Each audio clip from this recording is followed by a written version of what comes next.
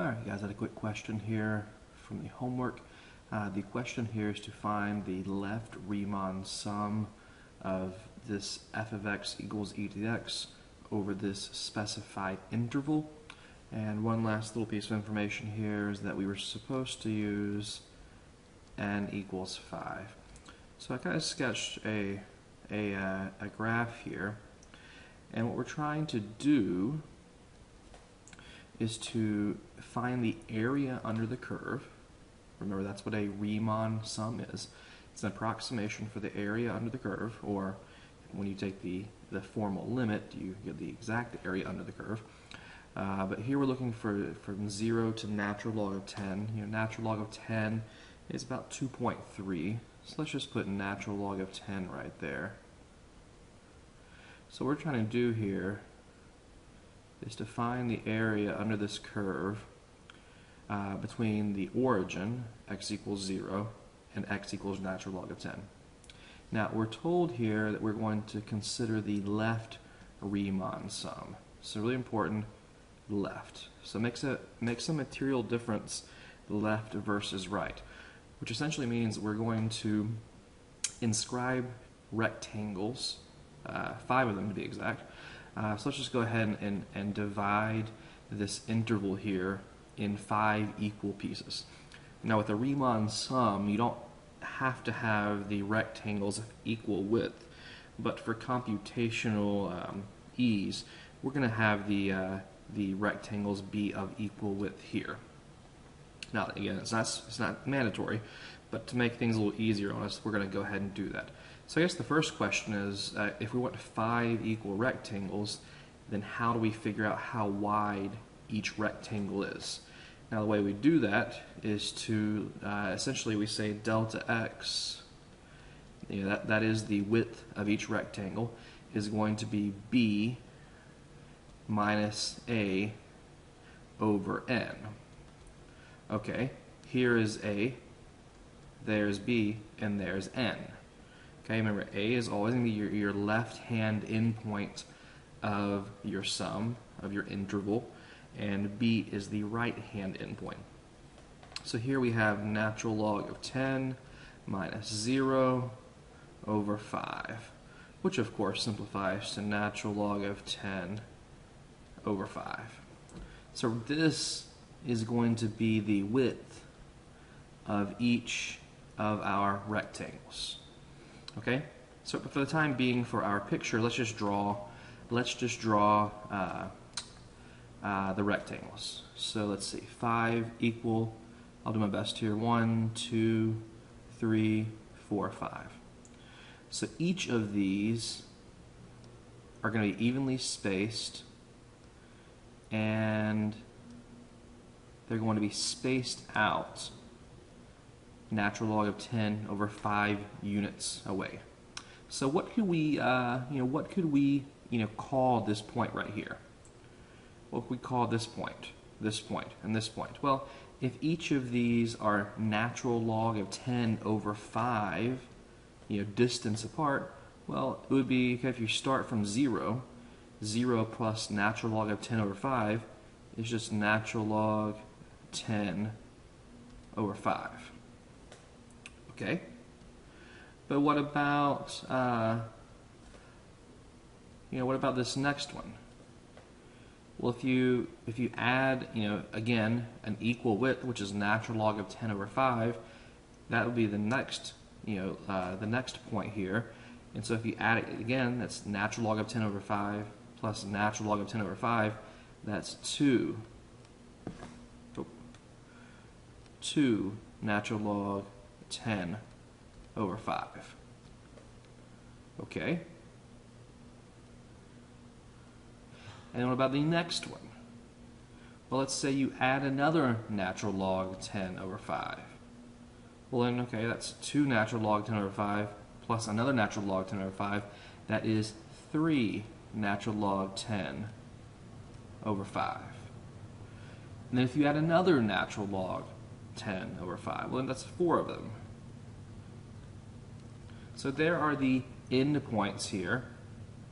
There's natural log 10 over 5, add another one, and what is the pattern here? It's a number, a natural number, 1, 2, 3, 4, times natural log of 10 over 5. And now let's construct those rectangles.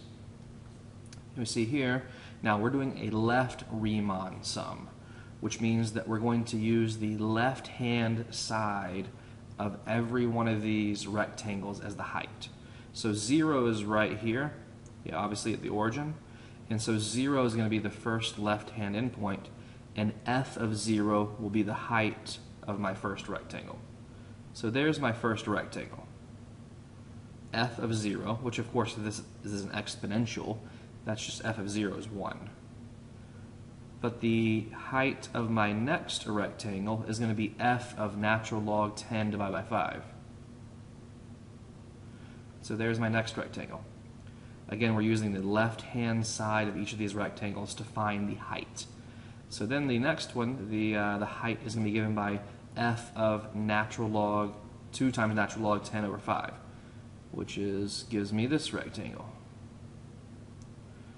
And then this rectangle. Again, we're using the left-hand endpoint to find each of these. So you notice here, this left-hand sum actually underestimates the area, because this blank space up here, that's not being counted in our rectangles. We're just adding up the area of these rectangles, and so we're missing all these little pink portions. So this is actually a lower sum. It's an underestimate. And you're always going to have a lower sum or an underestimate whenever your function is increasing and you're using the left-hand sum. Okay? But let's represent this information. Let's represent the information algebraically. So how could we represent these endpoints? We could say that the left-hand endpoints are given by 0, which is the leftmost point of my interval, plus, now left-hand endpoints are kind of tricky.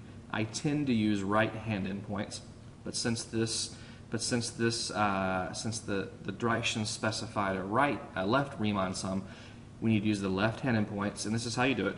You do I minus 1 times the width of the interval, which is natural log 10 over 5.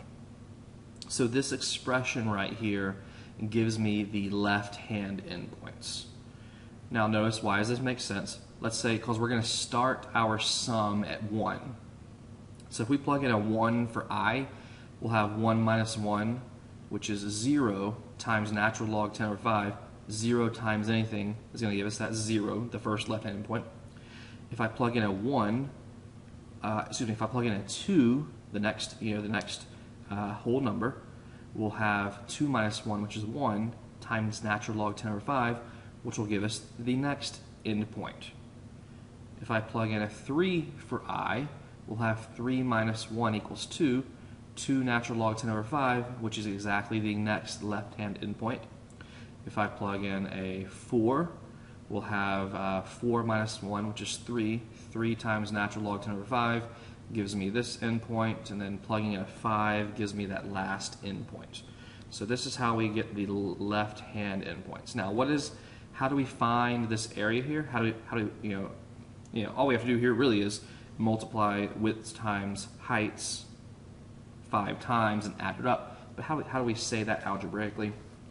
This is how we say it algebraically. Algebraically, we're going to say, and soon, we're going to call this the definite integral. And pretty soon here we'll understand why we're using this integral sign here, which we formerly called an we used in the context of anti-differentiation. But we're going to say this is equal to the integral from 0 to the natural log of 10, the definite integral of e to the x dx. Now this is equal to the Riemann sum. Oh, actually, I shouldn't say equal to. We're not doing the limit for this particular problem. So we'll say it's approximately equal to the sum from I equals 1, and now what's n here, n is 5, of f of our endpoints.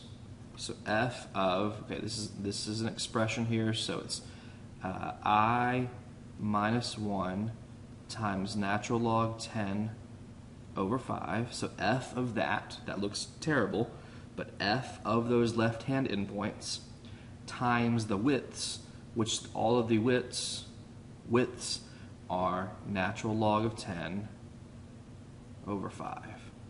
What this is saying here, it's the heights, these are all heights, times each width.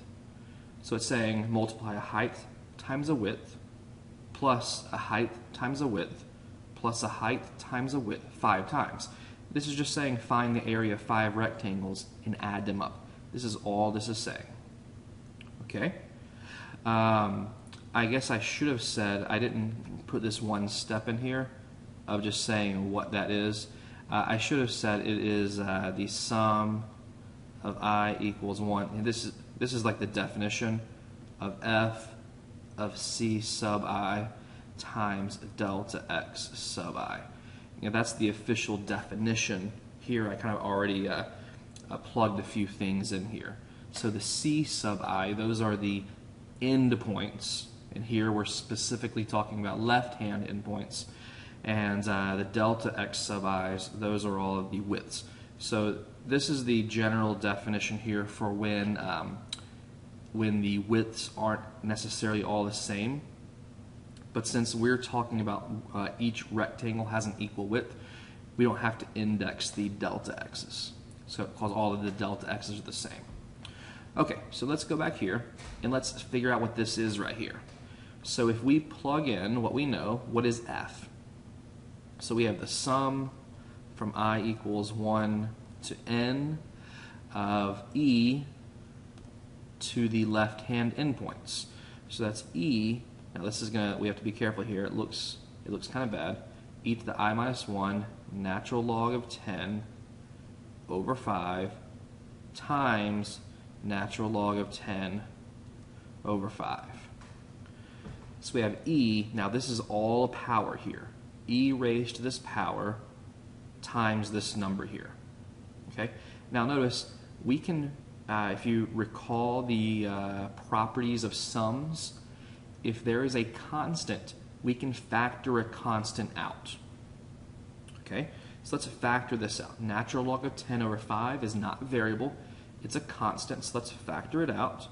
Natural log of 10 over 5 times that sum from I equals 1. Oh, you know, I said n up there. Sorry, we have a specific n, and that is 5 in this case. Okay, now we can just say here again, e to the I minus 1 natural log of 10 over 5. Now, if we were going to do a exact Riemann sum, not an approximation, we would be taking the limit of this expression, the limit of this sum, as n goes to infinity. That is, as each of these rectangles gets to be of the width that's approaching 0. But we're just doing an approximation here. So essentially, all we have to do is add up when I equals 1, 2, 3, 4, and 5. So let's figure out what that is. Okay, we have this constant out front, so natural log 10 over 5. Let's leave that up front. And now let's see what happens here. Okay, if we have, let's see, if we plug in a 1, we're going to have e to the 1 minus 1 power natural log of 10 over 5. Then let's plug in a 2. Because remember, what does the sum mean? It means we plug in a 1, evaluate, then plug in a 2, evaluate, a 3, a 4, a 5, and add all of those results. So plus e raised to the 2 minus 1 natural log of 10 over 5 plus e raised to the 3 minus 1 times natural log of 10 over 5 plus e raised to the 4 minus 1 times natural log of 10 over 5 plus, now the last one is e raised to the 5 minus 1 times natural log of 10 over 5. Okay, now don't forget that is all in parentheses, and we have this natural log of 10 over 5 out front. Now, let's just simplify just slightly, and we can say this is equal to, so natural log of 10 over 5. Now, what does this reduce to? We have a 1 minus 1, so that's 0 times natural log of 10 over 5. So this is e to the 0 power, which is just 1, plus e to the 2 minus 1, which is just 1, times natural log of 10 over 5, so it's e to the natural log of 10 over 5. Okay? Then we have plus, what is this? We're just reducing these parentheses here. So 3 minus 1 is 2, so we have e to the 2 times natural log of 10 over 5. Plus e, okay, 4 minus 1, so it's 3 natural log of 10 over 5. Plus e to, okay, 5 minus 1, that is 4 natural log of 10 over 5. Okay? Now all we have to do, if we want, because this is our answer, but if we want to simplify this, and like here we're looking for a decimal approximation, would just be to use our calculator at this point to get an approximation. Now do be careful when you're using a calculator, okay, because we have e to the natural log of 10 divided by 5. Okay, so you have to use parentheses correctly. For instance, if we were going to type this in our calculator, let's see, so if you're using like a TI calculator, when you hit the E button, which is second natural log, it opens a parenthesis to start with. Okay? But then when you hit natural log, it's going to open another parenthesis. So you need to close the parenthesis around that 10 and then divide by 5 and then close your parenthesis. Okay? So you get that number, 1 plus that number. Now over here again, you're going to put parentheses. There's going to be a parenthesis on that 2, and then it's going to be natural log of 10, close parenthesis, then divide by 5, close parenthesis. And so you need to use parentheses correctly here and make sure you have these main parentheses. And as long as you use your calculator correctly, we get 7.086 is the approximation. So what does this mean? This means that the approximate area under e to the x, under the curve e to the x, so the approximate area from 0 to natural log of 10 is 7.086. Again, it's approximate. It's an underestimate because we left off all these little portions here. But it's pretty good. Pretty good. Okay? And then what would happen? If you increased your rectangles, so instead of 5 rectangles, we had 25 rectangles, we would have less spots of underestimation here. We would have a better estimate because there would be less shaded pink right here because we would use more rectangles and we would get a better estimate. Okay, if you used 100 rectangles, you would get an even better estimate. And if you took the limit as you increased the number of rectangles, we would get the exact answer for the area under the curve from 0 to natural log of 10. Okay. Now doing the Riemann sums exactly with the limit, it's kind of tough with the e to the x, because what turns out is that we will have to use, if we were going to take the limit of the expression and instead of 5 rectangles we used an n right there, we would end up using a geometric sum and have to do a little bit of a variable substitution to get our nice answer. It's not too terribly hard, but it's just a little more difficult than what we did here. The approximation's not so bad at all. It's just making sure we keep up with the algebra. Okay, so as long as we get to this point right here, and then we use our calculator appropriately, using parentheses liberally, we should reach the solution 7.086. Okay, this one's kind of tough because of this right-hand endpoint.